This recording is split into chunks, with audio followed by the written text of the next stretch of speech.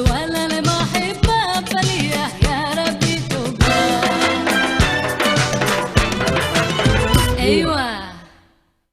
All right. Okay. Okay.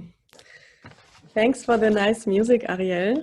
It's Ofra Chaza, it's not me. We are very happy, Ariel, that you agreed to turn this event where we should have met today here in our nice club. But I see you have your drink ready in Berlin, so I'm good. yeah. And now I just wanted to say that we present this talk in the framework of the Tage der jüdisch-muslimischen Leitkultur, which is a decentral congress organized and initiated by Max Czollek, who is an author and a curator.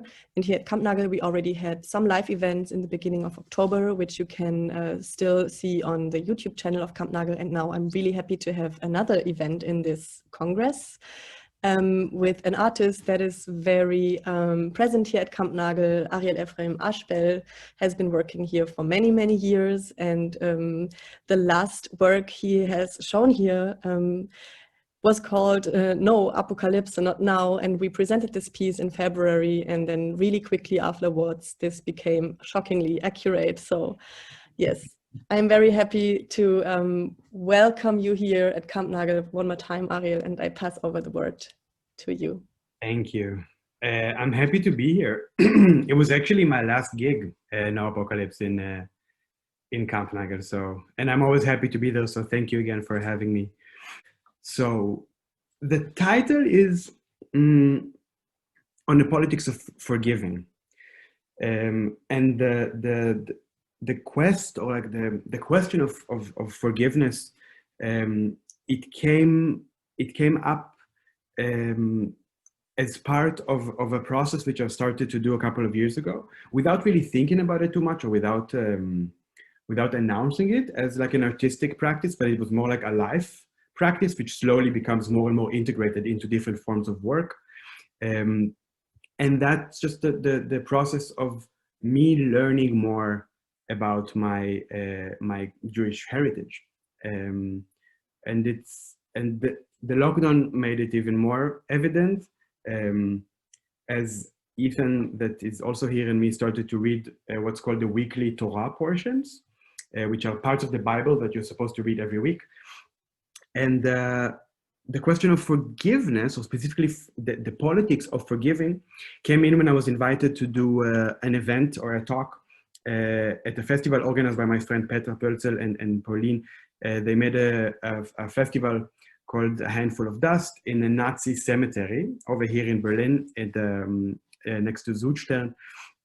And the date when they invited me to do the talk accidentally fell on the Jewish New Year's, what's called Rosh Hashanah.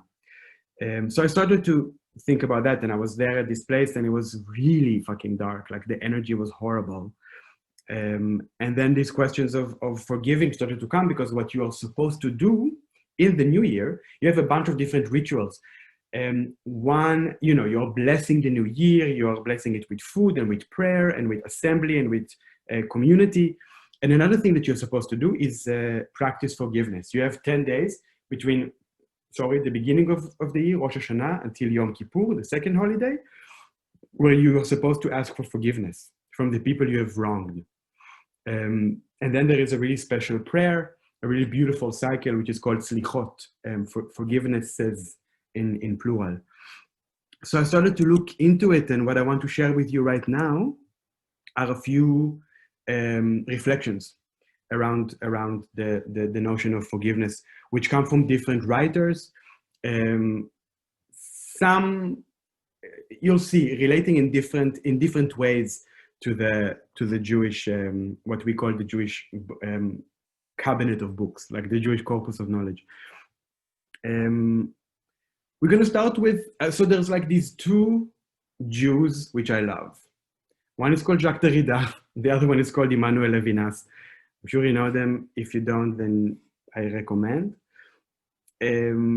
So I'm going to start with a quote. So it's going to be a bunch of quotes now. I'm going to start with a quote from another Jew, Hannah Arendt, who had, like many philosophers, a complicated relation to her Jewishness. She didn't write so explicitly about it, not like Derrida or Levinas. but in her book, I think it's in The Human Condition, she addresses the question of forgiveness. And she equates it in a way by way of negation, or by way of juxtaposition. She equates it with the act of vengeance or revenge. So I'm going to read from Arendt. In contrast to revenge, the act of forgiving can never be predicted. It is only the reaction that acts in an unexpected way and thus retains, though being a reaction, something of the original character of action. Forgiving is the only reaction which does not merely react, but acts anew and acts unexpectedly, unconditioned by the act that provoked it, and therefore freeing from its consequences both the one who forgives and the one who is forgiven. So for Arendt, the idea of forgiveness is almost like a cut in the chain of events, which revenge signifies. So if revenge, or vengeance, or spite, this kind of spitefulness is a link, then forgiveness can cut that link. It is something that she says later. It is therefore quite significant, a structural element in the realm of human affairs. So she talks about it within the realm of human affairs. And this would be a question which I find super, super interesting, especially in light of my work, which constantly tries to upend or to uproot or to decentralize the figure of the human from relations in the world. Enter Jacques Derrida, who uses Arendt in a way, but his position is almost the opposite. He also talks about forgiveness as something which as a disruption, or as a cut in the chain of events, but for him it is of a completely different order. And this idea is going to come back in the second part of the talk, where we will talk about the weekly Torah portion, or the parasha of this week. So let me read you just a few sentences from Derrida. The text is called Unforgiveness. The language of forgiveness, at the service of determined finalities, was anything but pure and disinterested, as always in the field of politics. So for him, that's the basic premise. Like, forgiveness, to be real forgiveness, has to be disconnected from the field of politics. So there's already a problematic relation to the world of human affairs, which is the way that Arendt described it. And then he says, I shall risk this proposition. Each time forgiveness is at the service of a finality, each time that it aims to reestablish a normality, social, national, political, psychological, by a work of mourning, by some therapy or ecology of memory, then the forgiveness is not pure, nor is its concept. And then he concludes, forgiveness is not, it should not be normal, normative, normalizing. It should remain exceptional and extraordinary in the face of the impossible, as if it interrupted the ordinary course of historical temporality. So you can see it's a complicated thing to grasp. Like, it's not easy. It has to speak a different language. And it has to go, and it has to face the impossible. He later says, forgiveness must announce itself as impossibility itself. And the beautiful quote, because Derrida is wonderful, the beautiful quote, forgiveness forgives only the unforgivable. So if something is forgivable, then, or it could be forgiven, then it's not forgiveness. It's a really beautiful example of the working of deconstruction, or of the logic of deconstruction that he introduces in his writing. He also says forgiveness is mad.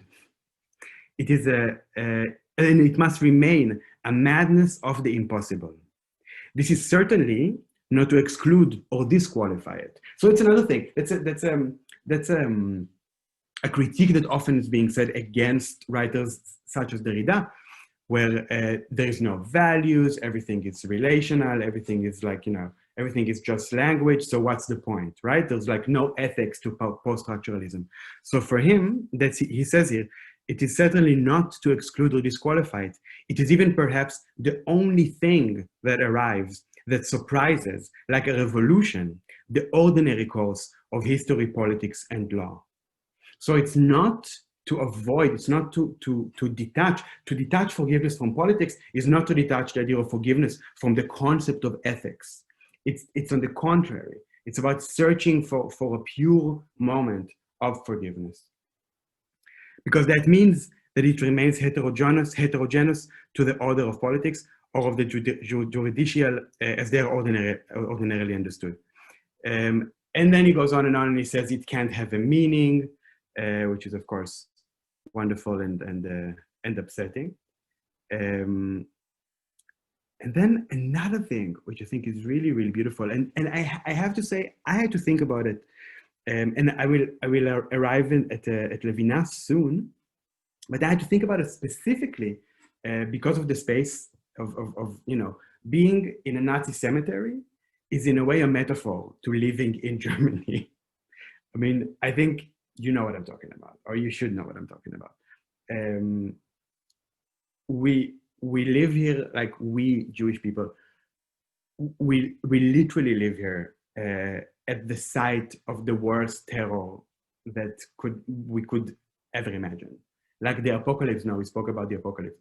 The apocalypse already happened to us. The apocalypse happened, and we kind of survived it somehow, and we are here, and dealing with that is not an easy task. And I'm already going to spoiler alert.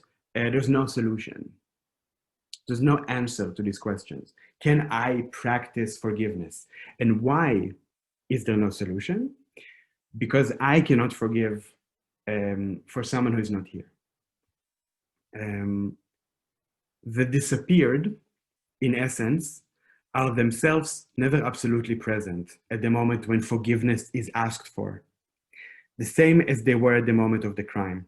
And they're sometimes absent in body, often dead. So he says it very clearly. When reconciliation needs to happen, when reparation needs to happen, it's one thing, but it has nothing to do with forgiveness, according to Derrida. Forgiveness is something it's elusive, and it's of a different order, and it's of a different order that we can't fully grasp if we're just trying to organize our social relations in a way of reconciliation. Especially, and he also mentions that through historical examples, when within the process of mourning or reconciliation or forgiveness between nations, there's always a political interest. And for him, and later we will see that this is a similar thing about faith, it has to be disinterested. Another thing which I think is really beautiful, I'm going to read one more quote from Derrida, and then I'm going to have to check in with you because this is too strange. So I need at least like a wave or something, or I need someone to write in the chat that you're still alive and you're okay. One is never sure of making the just choice. One never knows. One will never know with what is called knowledge. The future will give us no more knowledge because it itself will have been determined by that choice. It is here that responsibilities are to be reevaluated at each moment according to concrete situations. That is to say, those that do not wait, those that do not give us time for infinite deliberation. Okay, so let's remember from this, first of all, the disruption of temporality. So we cannot just learn from the past and project into the future. That's one thing. And because we cannot do that, the site of forgiveness or the moment of forgiveness is an arena for responsibility to be enacted on a radical level, on a higher level. We're going to see that with Levinas, who is the philosopher of responsibility. The last thing I want to read in this part, because I think it's really beautiful, it's from Claudia Rankine, American writer, poet, essayist, from the book called Don't Let Me Be Lonely. And it's a whole book about death and dying. And at some point, she speaks about a serial killer that on his, like right before he was going to be executed, he's asked if he's sorry, if he wants to ask for forgiveness from the victims or the families of the victims, and he says no. It's like pretty horrifying. And she concludes with the following: forgiveness, I finally decide, is not the death of amnesia, nor is it a form of madness, as Derrida claims. For the one who forgives, it is simply a death, a dying down in the heart, the position of the already dead. It is in the end the living through, the understanding that this has happened, is happening, happens, period. It is a feeling of nothingness that cannot be communicated to another, an absence, a bottomless vacancy held by the living, beyond all that is hatred or love. I mean, I just need I need a second. I'm here with my dear friend Anna. I need a second, just like deal with these words. Let's just like breathe, I don't know. Just like, it's a bottomless vacancy. And it's beyond all that is hatred or love. So it's not, so again, it's not the madness of the impossible, like Derrida says, but according to Rankine, or in her version, it is a whole. It is a whole. Yeah, a bottomless vacancy. I don't know. I mean, she says it. I mean, I don't have better words. She's the writer, and she's wonderful. Okay. I'm gonna continue. The next stop we're gonna do on this painful journey is we're going to Levinas.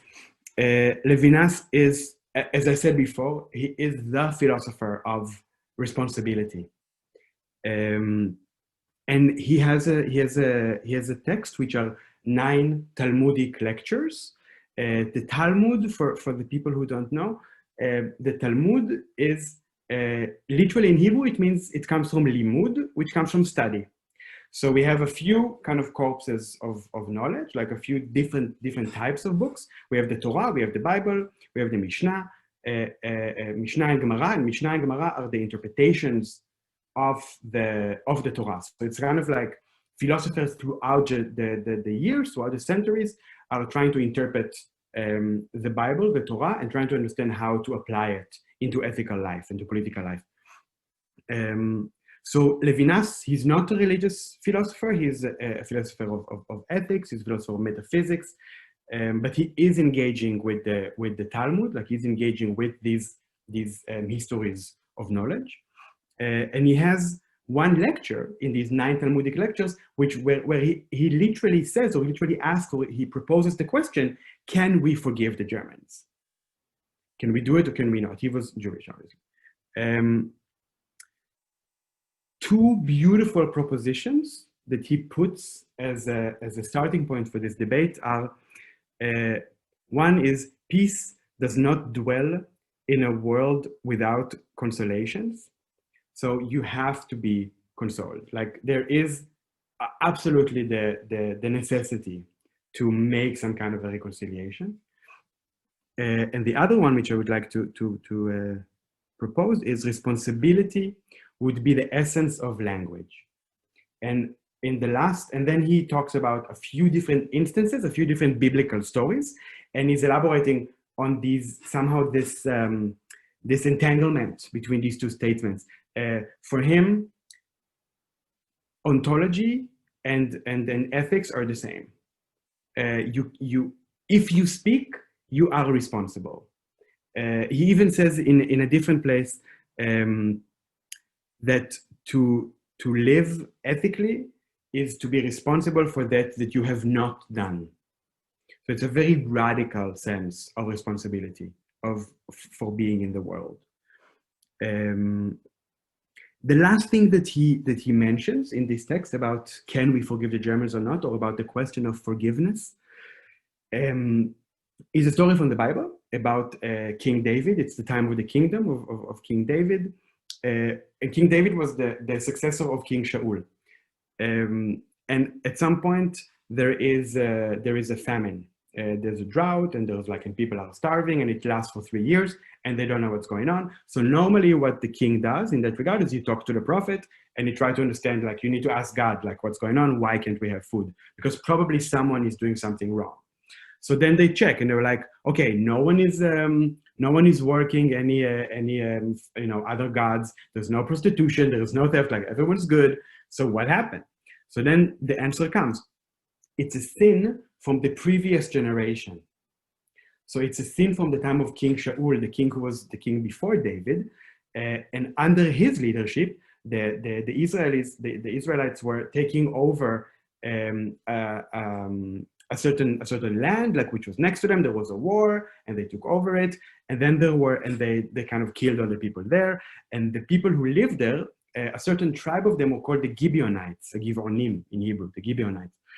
And the Gibeonites were the servants of the other people that were attacked. So as soon as that other land was destroyed, these people, the Gibeonites, were left with no means of making a living. They couldn't make substance. They couldn't survive.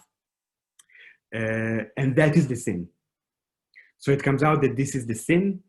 And then I'm going to find the quote to read you. Okay. David sends for the Gibeonites in order to hear their grievances. They complained that King Shaul had made their presence on the land of Israel impossible, that he had persecuted them and he had tried to destroy them. They want neither gold nor silver, no compensations. They have no hatred towards the children of Israel, but they want 7 of Shaul's descendants to be handed over to them. They will put them to death by nailing them to the rock on the mountain of Shaul. And David answers, I shall give them. So they want blood. And he says yes. So then what happens is that we have a bunch of problems, right? We have a bunch of, like, problematic questions. First of all, that question, like, are we, the next generation, responsible for the sins of the previous generation? Does one have the right, I'm quoting Levinas again, does one have the right to punish children for the faults of their parents?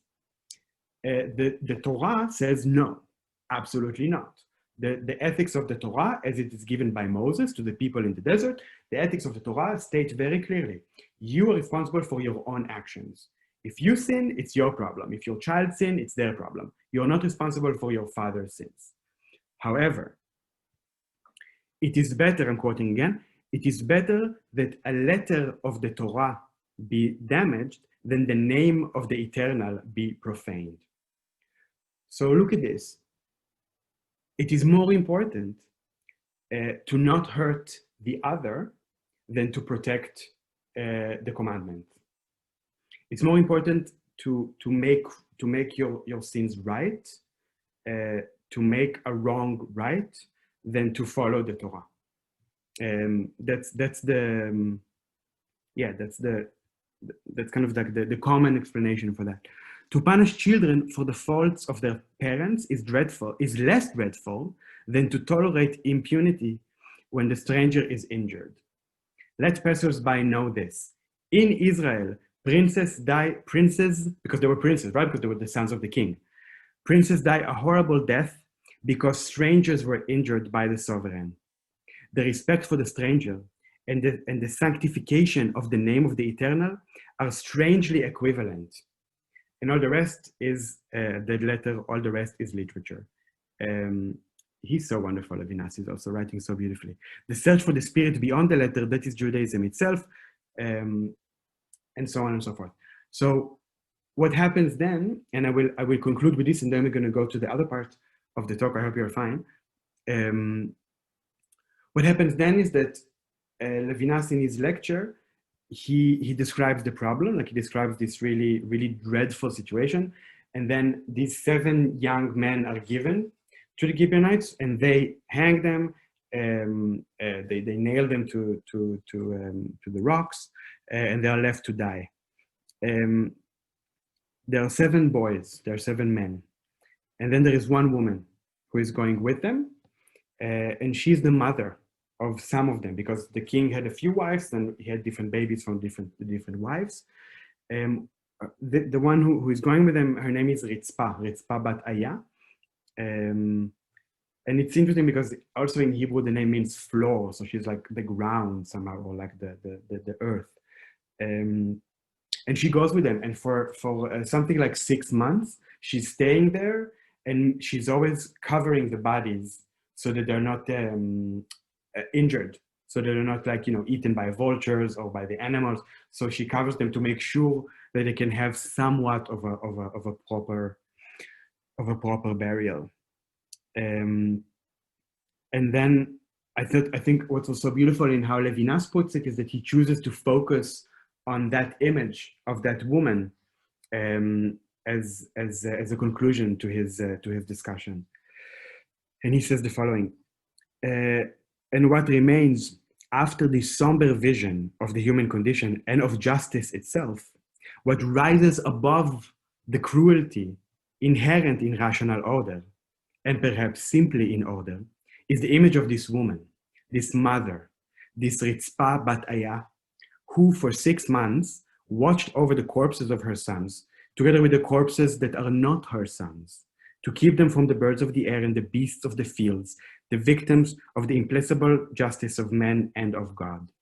What remains after so much blood and tears shed in the name of immortal principles is individual sacrifice, which, amidst the dialectical rebounds of justice and all its contradictory faces without any hesitation, finds a straight and sure way. So yeah, I just think it's really beautiful that he chooses to focus on personal sacrifice, and especially, and I think it's clear also in the way that he emphasizes it. She's a mother and she's a woman, because the story is a story of men, the story of men killing each other, and then giving their sons to be killed. And just this like little opening, or like this possibility of the woman there giving care, is not an answer to the cruelty, but for him it's a ray of light. I think it's like something which gives hope.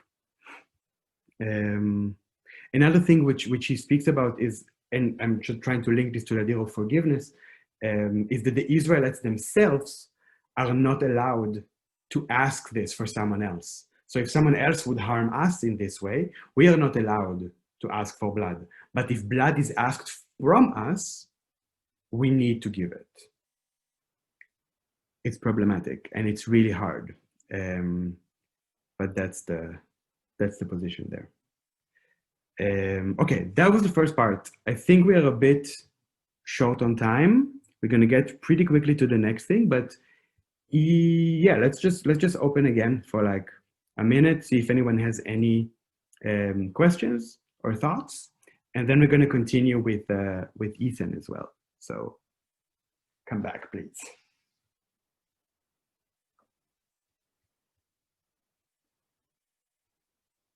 Okay, we are coming. Thank you, Alina.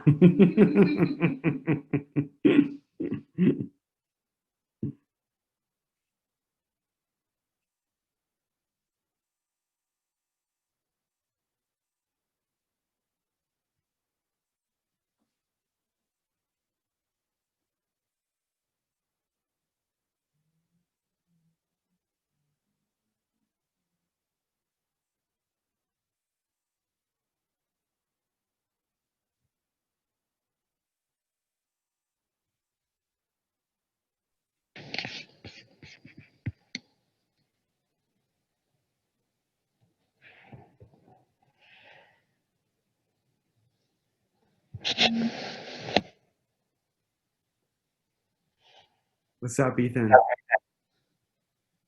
Hey, oh, can you hear me? Yeah. Hey, hi, hi everyone.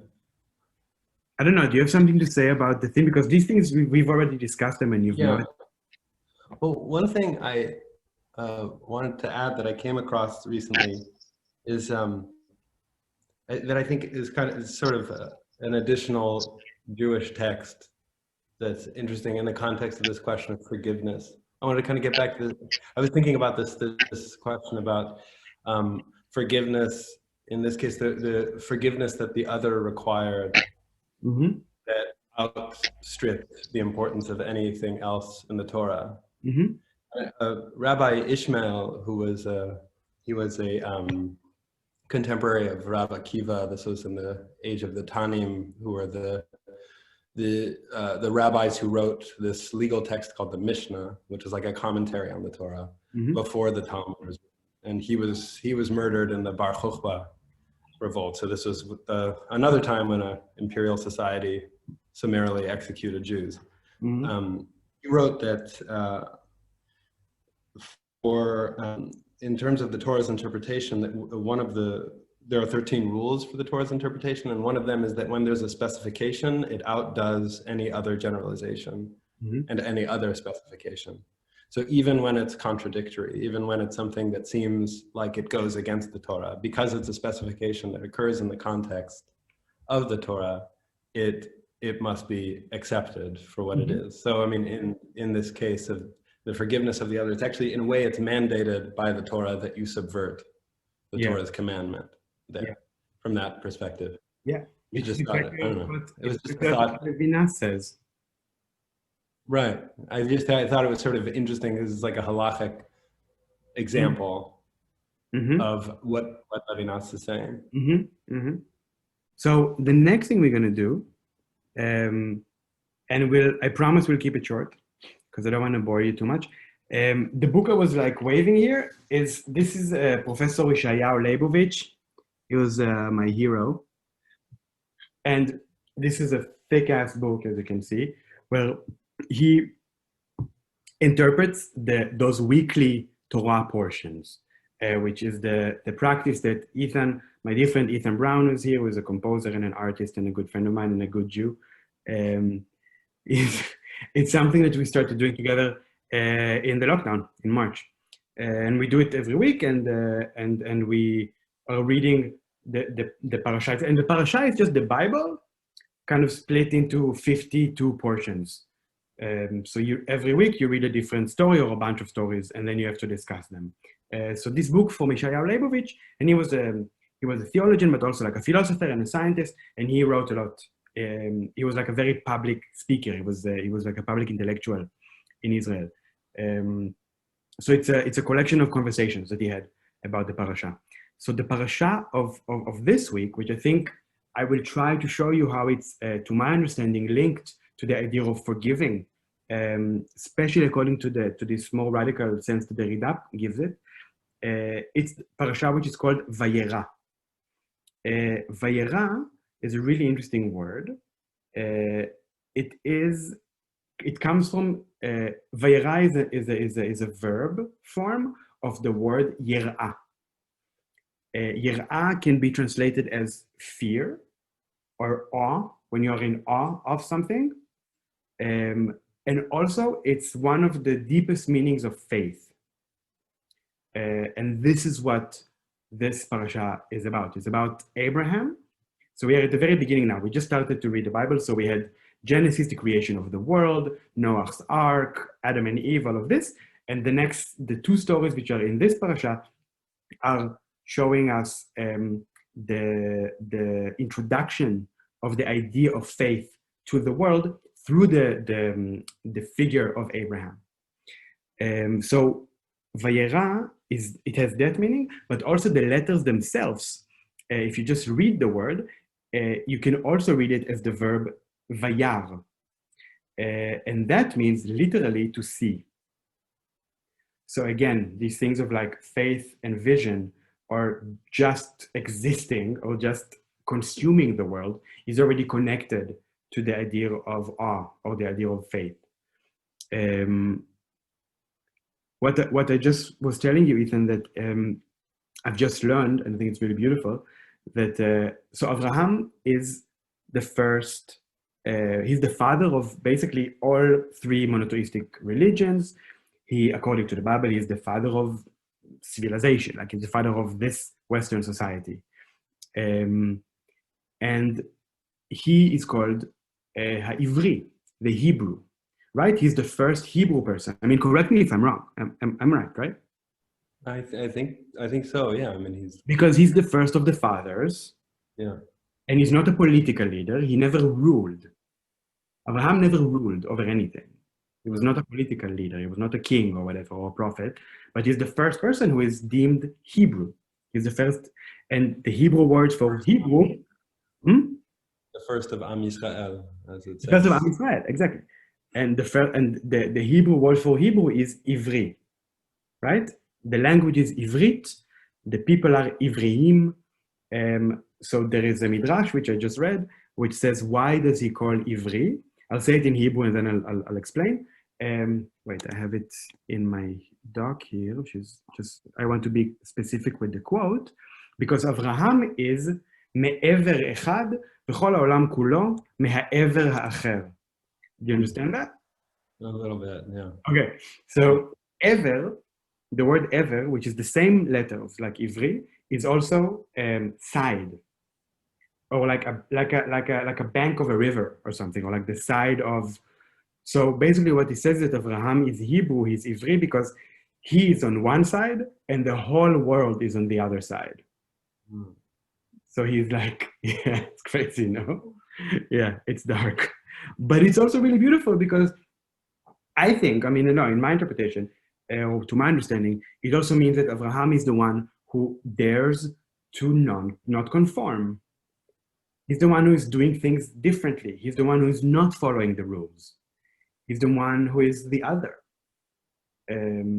Or he's the one who can, by committing to a different order, establish a new relation between people, a new relation to the world, a new relation, and then a new set of ethics. So yeah, I didn't know that, but it's kind of beautiful. It's beautiful. So the story of this week's parasha, we have what I would like to focus on, but also please, Ethan, like, feel free to interject, because we read it together, and then also you read other stuff, and I read some other stuff. It's two stories, and there are two stories which involve Abraham, and different kinds of death. One is the story of Sodom, the city of Sodom, which was destroyed by God. And the other one is the story of Isaac and the binding of Isaac, Akedat Yitzchak. We have two stories where God promises or demands destruction, where God demands death. And Abraham, we see him respond in different ways to these two stories. So in the story of Sodom, God comes in and says, Sodom is horrible and I'm going to destroy it. And Abraham starts to negotiate, right? He starts to try to talk him down. Like, okay, maybe there's like 50 righteous people, so then you shouldn't kill him. Maybe there's like 40, maybe there's 30, maybe there's 20. So it's a whole negotiation, and Abraham really resists. He really rejects the idea, because he says you can't, and then he actually has a whole discussion with God about collective punishment. And he says, "Far be it from you," of harachamim, like the Father of mercy. Mm-hmm. Of mercy. Far be it from you to. I mean, should there be 50 good people? Should there be 10 good people? Yeah. But he fights. That's the thing. But yeah, He really doesn't agree. yeah.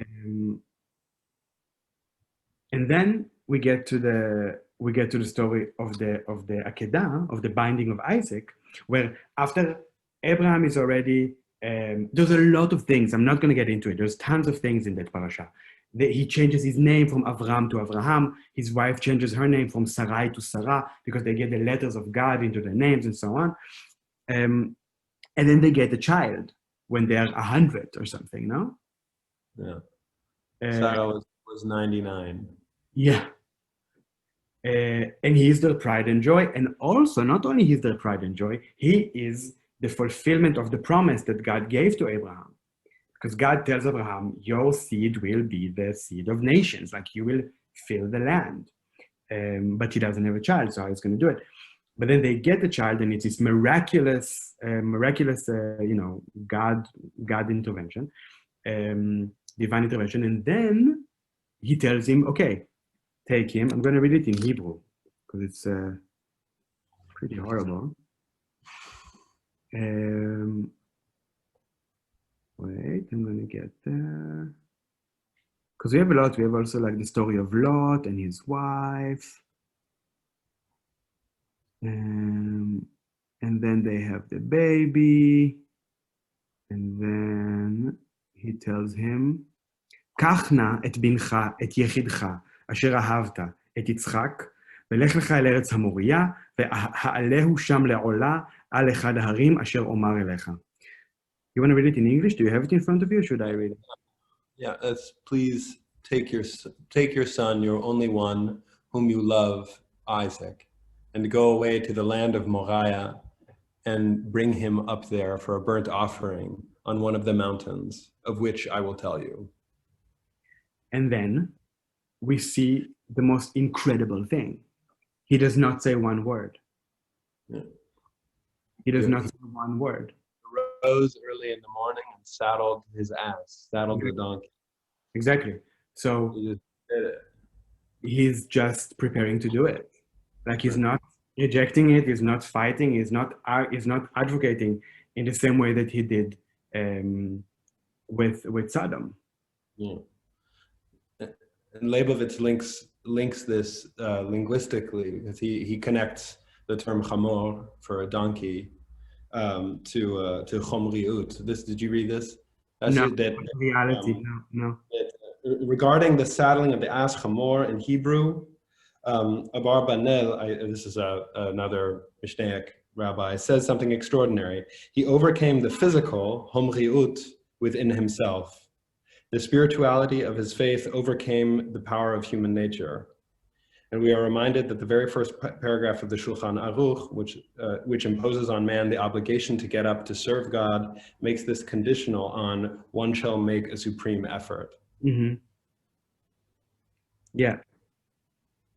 Which is, stands in complete contrast to his misgivings about Sodom and Gomorrah. Exactly. Which I found it to be super weird and also kind of beautiful and disturbing. And I think it connects, if I might interject, it also connects to the story from the Levinas again. Exactly. Sodom and Gomorrah, Abraham protests because these are others. Exactly. But his own, it's a commandment.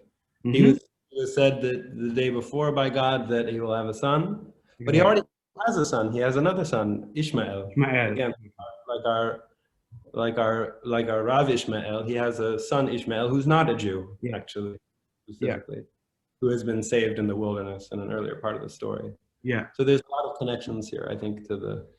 Yes, definitely. Yeah. I just read it today, and I found it really touching. And I do believe deeply that,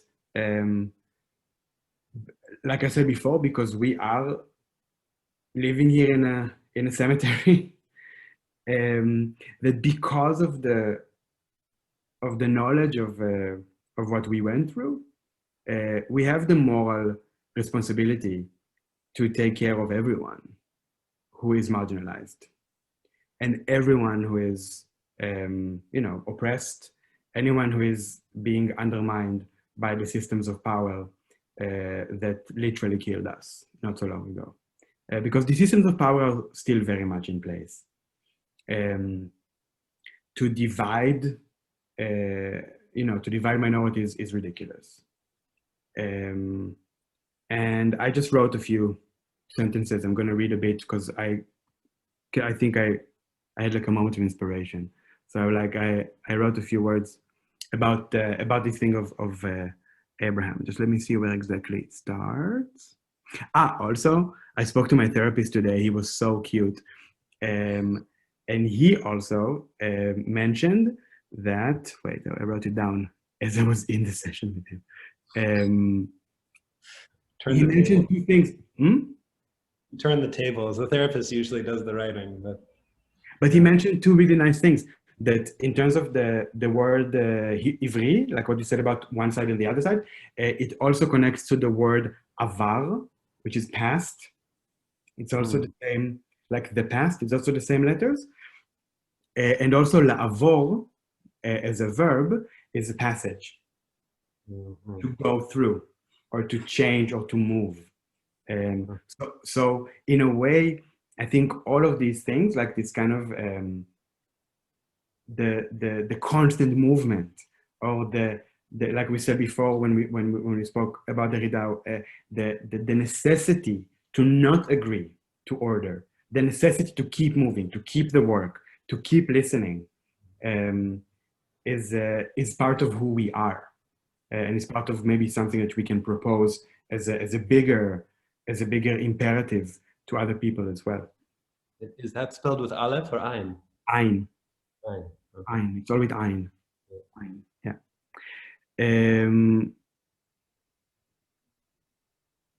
Yeah, I have a lot of stuff I wrote here about the binding, but it's also, I can't get into it because I don't want to make it so long. The side of compassion, of care, of devotion, and insistence on devotion and care and compassion in the face of terror, the side or the position of unattainable and disinterested forgiveness is the unexpected but necessary conclusion to the violence and fear we are facing in these apocalyptic times. The covenant is not unconditional. We are giving a space to prosper only as long as we commit to acknowledge our privileges and are willing to stay awake, stay alert, keep working on listening and checking ourselves. Only as long as we care for one another, protect one another, advocate for one another against senseless acts of power and oppression. We need to be willing to sacrifice what's closest to us, to be willing to kill what's dearest to our hearts, our sense of self, our core or meaning, because we understand how these are connected to our privilege. Isaac was given as an immense gift and is undoubtedly the dearest thing to Abraham and Sarah. Not only is a miraculous child, giving to a barren older couple, he's also very literally the physical manifestation of the covenant between God and Abraham, the promise to continue the lineage of Abraham and blah, blah, blah. Yet, when Abraham is told to kill him, he does not protest. He does not argue like he did in the case of the people of Sodom, people he doesn't know. The commitment to protect the stranger, to use the use of his own privilege to advocate for the other, is a stronger spiritual orientation than to defend what's his. That's kind of my take out of it. That's what I thought was really, really strong there.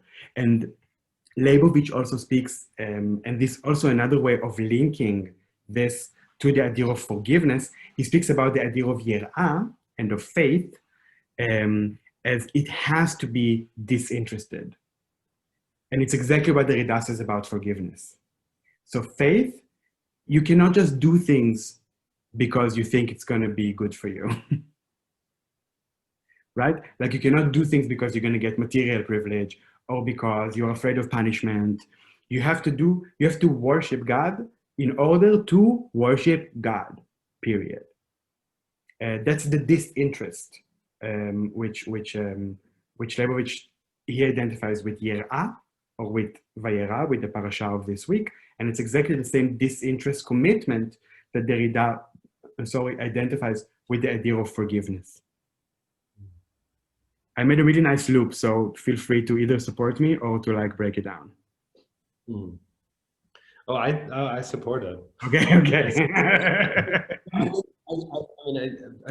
I'm just kind of going through my head, and I think one of the topics that's come up a lot reading Leibovitz alongside with Parashat HaShavua has been this question about what exactly these commandments are doing, because the Torah has all these different commandments, and there are moments in the Torah. And this opening part of the Torah, it's nice, right? We're like reading a lot of stories, but so much of it can be really just rules. It's like, and the rules can be something as complex as these questions around forgiveness. They could also be something as seemingly simple as this tent is supposed to be this wide and this long, and you're supposed to like burn frankincense at this time and kill a lamb at that time. And, you know, there are all these different commandments, and these commandments are not for your well-being. Mm-hmm. That's right.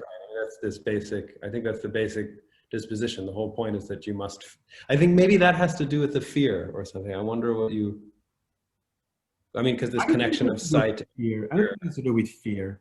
I think it has to do with the commitment. Yeah. When you commit, it makes you into something else. It transforms you just by committing. Leibovitz always said, like, why do I go to the synagogue? Because that's what's written. Why do you do it? Because that's what you do. Period. It's wild. It's wild, and also to make this into like to make this into a living body of knowledge, and not just to rely on tradition, is also a big task. And many religious people, and many people who, and Leibovitz speaks about it endlessly. Many religious people who take the idea of God and transforms it into political ideas of the state of Israel are doing wrong, or are misunderstanding the word of the Lord. Well,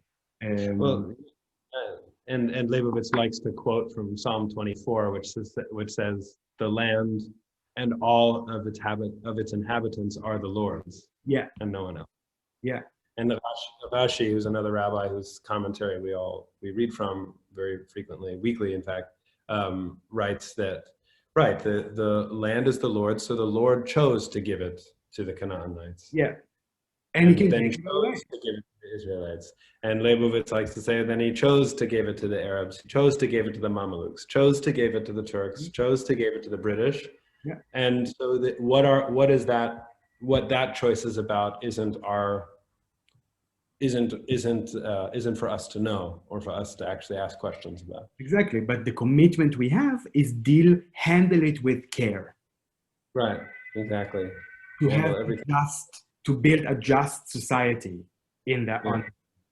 Yeah. Another thing which is important to mention, speaking of Isaac, is this book. I don't know if everyone knows this, but Kierkegaard has a whole book about Abraham. You see, he's gonna kill him. But he doesn't kill him at the end. But it's a wonderful book as well. I wanted to read from this as well, but I think we're running out of time. I say, let's open up before we go. Thank you, Ethan. Yeah, thank you.